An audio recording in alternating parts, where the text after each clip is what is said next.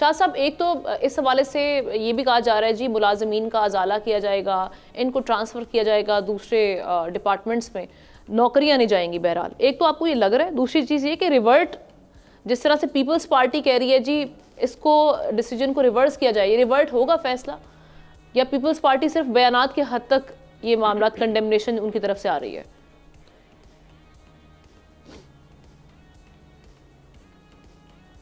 ویسے آمنہ، جہاں تک یوٹیلٹی سٹورز کارپوریشن کا تعلق ہے تو جیسے کہ حماد کہہ رہے تھے کہ آپ سبسڈی دے رہی ہے گورنمنٹ، اور انڈائریکٹلی ان لوگوں کو ریلیف دینے کی کوشش کی جا رہی تھی کہ جو کہ شاید ہم کہہ سکتے ہیں کہ غریب لوگ ہیں اور جو شاید افورڈ نہیں کر سکتے. لیکن آپ نے کبھی یوٹیلٹی سٹورز کارپوریشن کے سسٹم کو کام کرتے ہوئے دیکھا ہے؟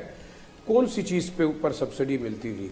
آٹا جو کہ اویلیبل نہیں ہوتا تھا، چینی جو کہ کبھی اویلیبل نہیں ہوئی، گھی جو کہ بیسک تھا جس کے اوپر شاید عوام جو ہے وہ لائنوں میں کھڑے ہو کے ذلیل ہوتے رہے، وہ کس کوالٹی اور کس سٹینڈرڈ کا گھی ہوتا تھا. تو دیکھیں، ایک تو میں یہ سمجھتا ہوں کہ حکومت کی انٹینشن جو بھی ہے کہ وہ شاید ایک ادارے سے جان چھڑانا چاہتی ہے، کیونکہ اس پہ فیڈرل گورنمنٹ کو سبسڈائز ریٹ کے اوپر سبسڈی ایڈ کرنی ہوتی تھی اور وہ شاید لوگوں کو ایک ریلیف ملتا تھا. لیکن میں سمجھتا ہوں کہ یوٹیلٹی سٹورز کارپوریشن کے اندر جس قسم کی کرپشن اور جو بلیک مارکیٹنگ ہوتی رہی ہے، کبھی آپ نے اس پہ غور کیا ہے؟ جو سبسڈی تھی وہ کھربوں روپے کی سبسڈی جو ہے وہ لوگ لے جاتے تھے، وہ کرپٹ امپلائیز لے کے جا رہے تھے. میں تو سمجھتا ہوں کہ بڑا اچھا ڈیسیجن ہے. ہاں، اب اگر آپ میکینزم بنانا چاہتے ہیں تو آپ کو یاد پڑتا ہو کہ جب روٹی کپڑا مکان کا نعرہ ہوا کرتا تھا اس زمانے میں، اور اس کے بعد ایک راشن کارڈ کا سسٹم تھا جو کہ باقاعدہ ان فیملیز کے لیے تھا جو کہ غریب فیملیز تھی، اور ان کو ایک خاص مقدار کے اندر وہ چیز چینی، چائے پتی اور وہ اویلیبل ہوتی تھی. شاید احتشام صاحب کو اور باقی ہمارے جو سینئرز ہیں ان کو یاد ہوگا کہ کس طریقے سے وہ میکینزم کام کرتا تھا. لیکن یہاں تو غریب کو یوٹیلٹی سٹور کارپوریشن کے اندر وہ چیزیں سبسڈائز ریٹ پہ ملتی نہیں تھی.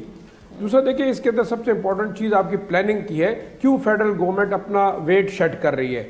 ریزن آبویسلی ہے کہ ڈیولیوشن پلان کے بعد بہت ساری ایسی چیزیں جو کہ فیڈرل گورنمنٹ دیتی ہے ایز اے اسٹیٹ، چھوٹے صوبوں کو یا چھوٹے علاقوں کو، اس کے اوپر وہ پہلے ہی جو ہے وہ وڈرا کر رہی ہے. آپ نے دیکھا سمیڈا کا ایک ادارہ ہے، اس کو ختم کر رہے ہیں. جو پی ایس ٹی پی کے انڈر بہت ساری فنڈنگ ہوتی رہی ہے جو فیڈرل گورنمنٹ کرتی رہی ہے، ان اداروں کو ختم کیا جا رہا ہے. میں یہ سمجھتا ہوں کہ دیکھیں، یہ تمام ادارے پہلے ہی سیاسی بنیادوں پر بنائے گئے تھے. آپ پی آئی اے سے لے کر آپ کسی بھی ادارے کو دیکھ لیں، چاہے وہ پیپلز پارٹی کی حکومت رہی ہے، چاہے وہ پی ایم ایل این کی حکومت رہی ہے، وہاں سے بھرتیاں ہوتی رہی ہیں اور اپنے لوگوں کو بھرتی کیا جاتا رہا ہے. ریلویز کے حالات دیکھ لیں. یہ ایک یوٹیلٹی سٹور کارپوریشن کو آپ کیوں رو رہے ہیں؟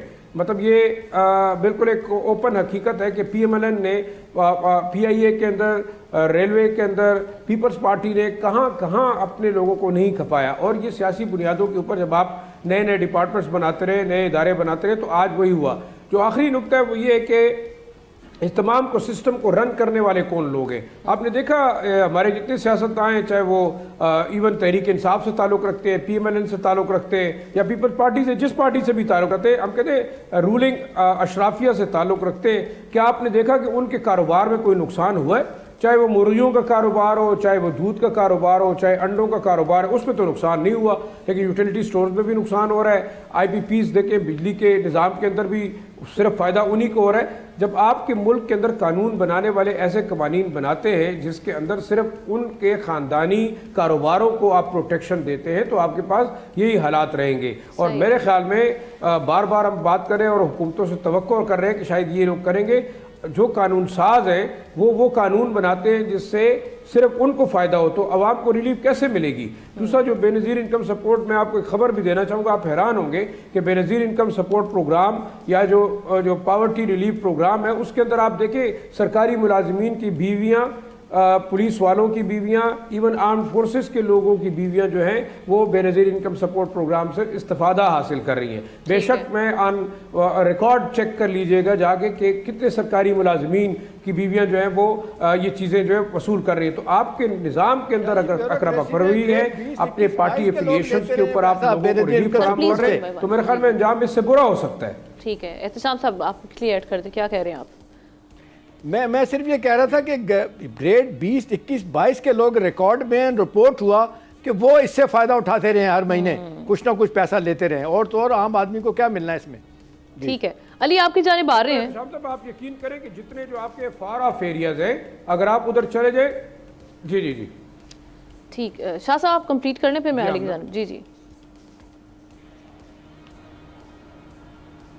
میں اصل میں یہی کہنا چاہ رہا تھا کہ دیکھیں چاہے جو ڈپارٹمنٹ بھی ہو, آپ 30 یا 40 یا 50 ڈپارٹمنٹس کی بات کرتے ہیں, بہت سارے ایسے ریڈنڈنٹ ڈپارٹمنٹس بنے ہوئے ہیں جو کہ ڈپلیکیشن ہے آپ کے سسٹم کے اندر, اور صرف اپنے لوگوں کو سرکاری نوکریاں دینے اور کھپانے کے لیے. آپ آج ان اداروں کو پرائیویٹائز کر دیں, پھر دیکھیں میرے خیال میں تمام کے تمام فائدے میں رہیں گے. ایک مثال چھوٹی سی آخر میں دوں گا, پاکستان انٹرنیشنل ایئر لائنز کے جتنے طیارے تھے وہ خاقان عباسی صاحب نے خریدے, اور ایئر بلو جو ہے وہ قائم کی. آپ دیکھیں ایئر بلو تو بالکل اچھا بزنس کر رہی تھی.